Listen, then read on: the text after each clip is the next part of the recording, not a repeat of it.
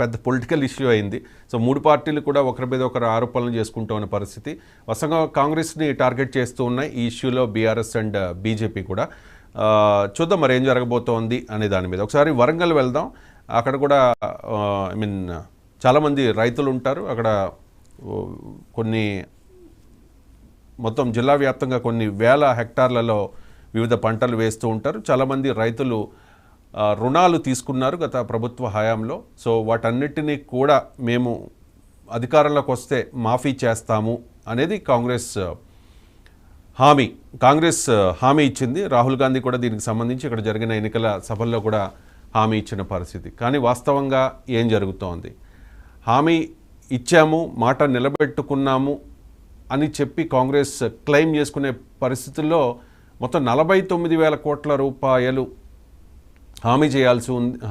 రుణాలని మాఫీ చేయాల్సి ఉంది.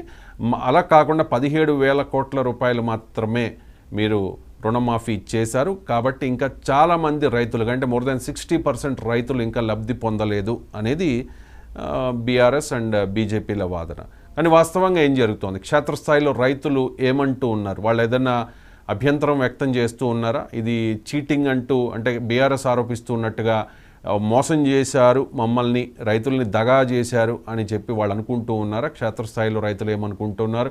వరంగల్ జిల్లా వ్యాప్తంగా ఎంతమందికి మాఫీ జరిగింది, ఇంకా ఎంతమందికి జరగాల్సి ఉంది, వాస్తవ పరిస్థితులు ఏంటి అందించడానికి మా ప్రతినిధి శ్రీధర్ మనతో వరంగల్ నుంచి కనెక్ట్ అయి ఉన్నారు. శ్రీధర్.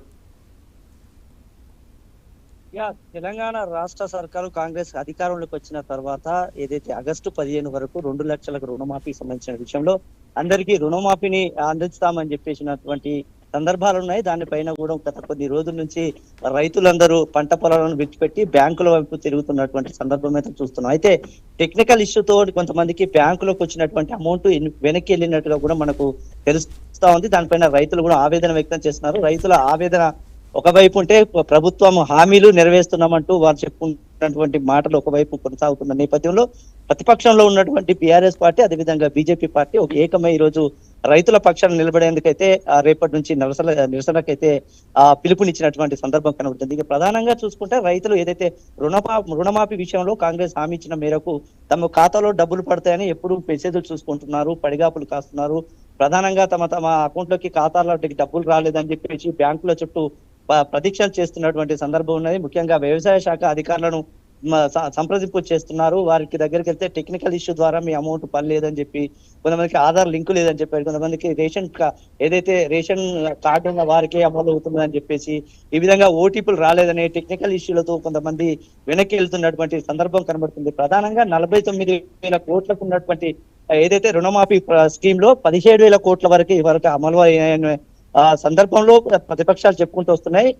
త్వరితగతిన ఎవరికైతే రైతులకు న్యాయం చేసే విధంగా ప్రభుత్వం ఇంకా ముందుంటుంది.